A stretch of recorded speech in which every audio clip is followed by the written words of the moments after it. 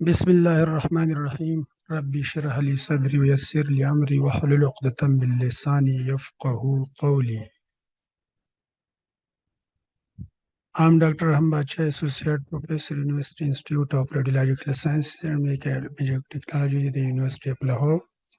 Today I'm going to share you the documentation of rotator cuff tear and ultrasound report, particularly the supraspinatus tendon. It is not only useful for those who are performing musculoskeletal ultrasound of the shoulder joint, but it is beneficial for those who are in one way or the other way related to read and interpret the ultrasound report, either for the selection of appropriate treatment plan or orthopedic surgeon use it as guidance for the surgery. So the rotator cuff tendon, this is a supraspinatus tendon. This is anteriorly, this is subscapularis tendon, and this is infraspinatus tendon, and this is teres minor tendon.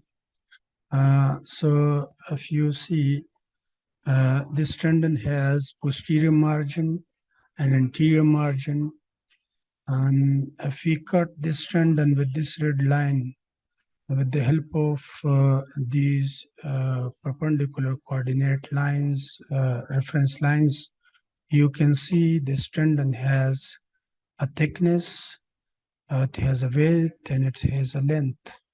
The surface which is in contact with the bursa is called bursal surface, and the surface which is in contact with the bone is articular surface.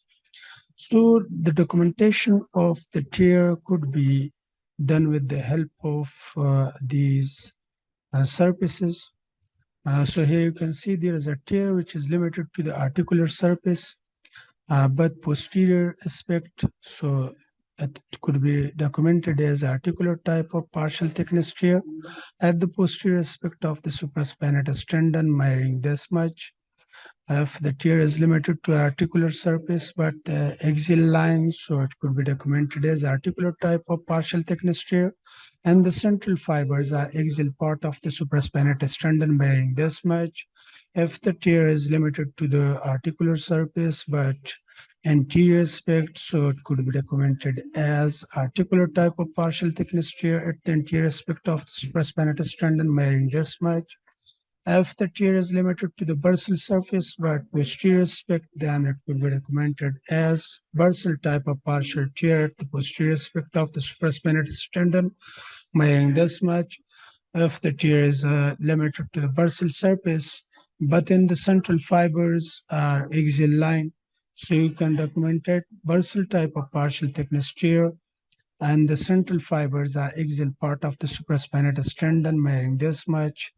If the tear is again limited to the bursal surface but anterior aspect, so it could be documented as bursal type of partial thickness tear at the anterior aspect of the supraspinatus tendon, measuring this much. The measurement of the tendon could be taken width-wise from here to here and thickness-wise from here to here, and if needed in appropriate clinical settings, you can rotate the transducer in long axis view and the length of the tear could be measured.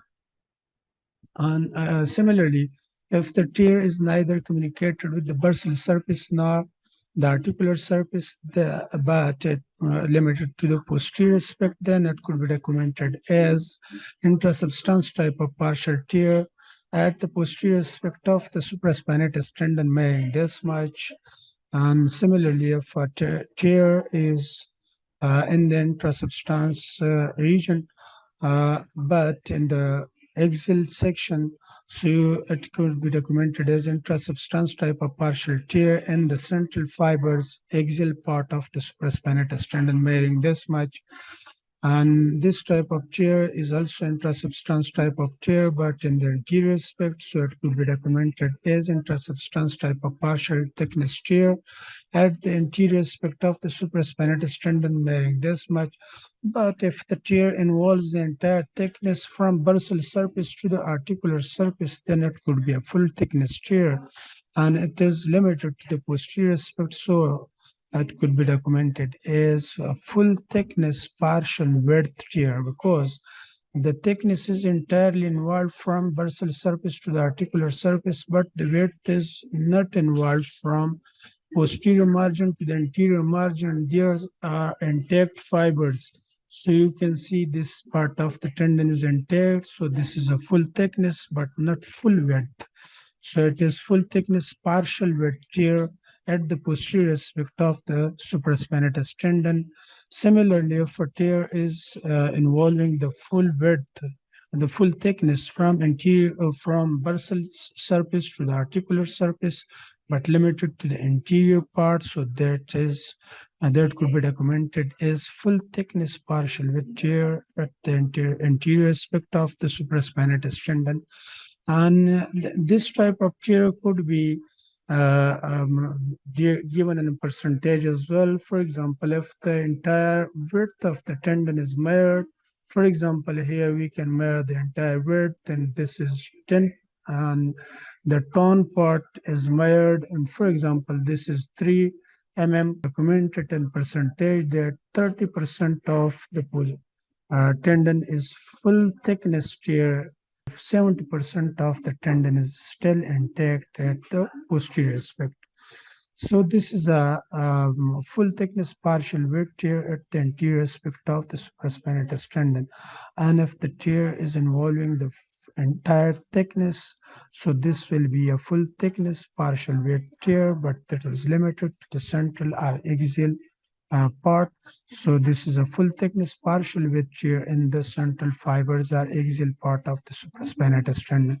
But if the tendon involves the entire width and full thickness of the supraspinatus tendon, then you can see the stump ends of the tendon will move and apart from each other. They will be retracted. There will be a space, a gap, and between the stump end and an acute phase, that gap will be filled with fluid, blood, and chronic phase, that space will be occupied by the subacromial subdeltoid bursa and deltoid muscle.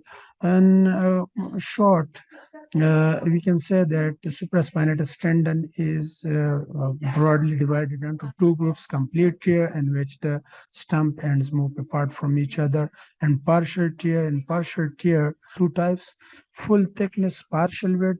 So in this type of tear, the thickness of the tendon is completely involved, but the width is not completely involved. There are some intact fibers width-wise. Partial thickness, partial width tear is further divided into type of partial tear that is limited to the articular surface, and substance type partial tear that is not neither communicated with the bursal surface nor with the articular surface, and bursal type of partial tear is limited to the bursal surface of the tendon. Thank you very much.